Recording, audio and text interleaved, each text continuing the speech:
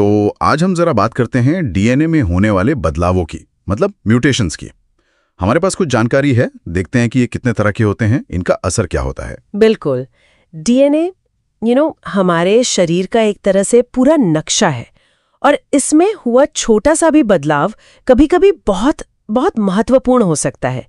ये समझना दिलचस्प है कि ये कैसे कैसे होते हैं। हाँ, तो सबसे आम शायद पॉइंट म्यूटेशन है, जहां सिर्फ एक अक्षर, एक न्यूक्लियोटाइड बदल जाता है।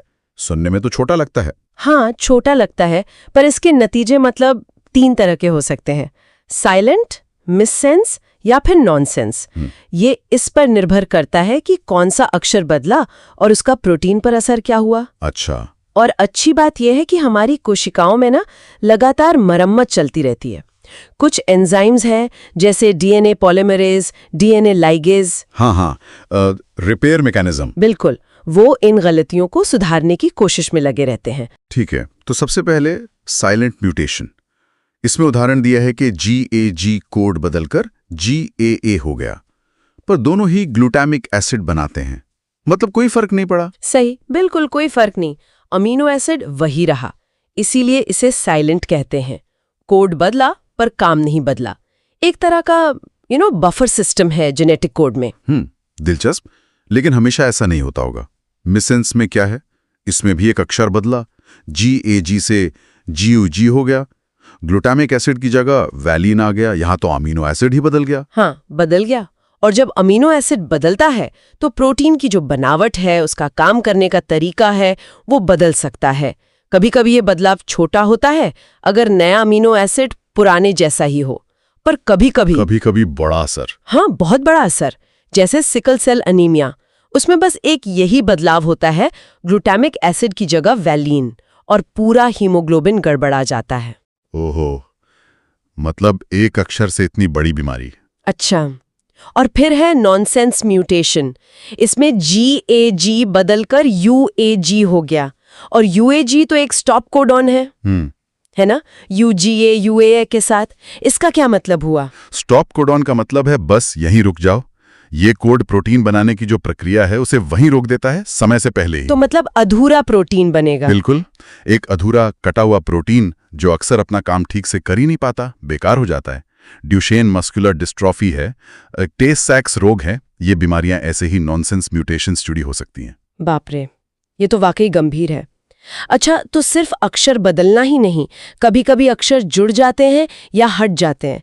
इसे फ्रेम शिफ्ट कहते हैं, खासकर जब जुड़ने या हटने वाले अक्षरों की संख्या 3 से भाग न हो।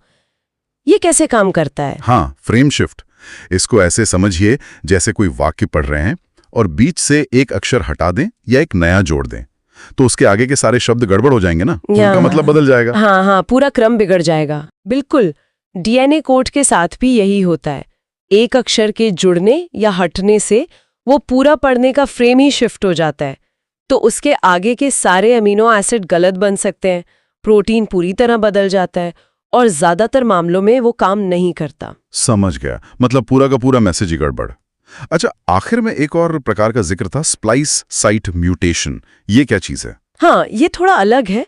ये सीधे डीएनए पर नहीं बल्कि आरएनए प्रोसेसिंग में गड़बड़ी करता है। जब डीएनए से आरएनए बनता है तो उसमें कुछ गैर जरूरी हिस्से होते हैं, इंट्रॉन्स, उन्हें हटाना होता है। अच्छा, हाँ, इंट्रॉन्स और एक्सॉन्स। सही, तो इंट्रॉन्स को हटाकर एक्सॉन्स को जोड़ने की प्रक्रिया को स्प्लाइसिंग कहते हैं। अगर इस स्प्लाइसिंग वाली जगह पर, मतलब स्प्लाइस साइट पर म्यूटेशन हो जाए तो वो जुड़ने हटाने का काम ठीक से नहीं हो पाता। या तो जरूरी हिस्सा एक्सॉन हट जाता है या गैर जरूरी हिस्सा इंट्रॉन रह जाता है। नतीजा, गलत प्रोटीन। स्रोत बताते हैं कि थैलेसीमिया, कुछ तरह के कैंसर, डिमेंशिया, मिर्गी, मार्फन सिंड्रोम जैसी बीमारियों में इसका रोल हो सकता है। तो कुल मिलाकर देखें तो डीएनए कोड में एक छोटा सा बदलाव भी, बिल्कुल, चाहे वो एक अक्षर का बदलना हो या जुड़ना या हटना, इसके नतीजे बहुत अलग अलग हो सकते हैं। कभी कुछ भी नहीं और कभी बहुत गंभीर बीमारी। बिल्कुल सही। ये दिखाता है कि हमारा जेनेटिक कोड कितना सटीक और कितना संवेदनशील है। पर साथ ही ये सोचना भी कमाल का है कि हमारे शरीर के अंदर इन गलतियों को लगातार पहचानने और सुधारने का कितना अद्भुत सिस्टम काम कर रहा है। अगर ये मरम्मत वाला तंत्र ना हो तो शायद जीवन जैसा हम जानते हैं वो संभव ही ना हो पाता। ये संतुलन कैसे बना रहता है, ये अपने आप में एक बड़ा सवाल है।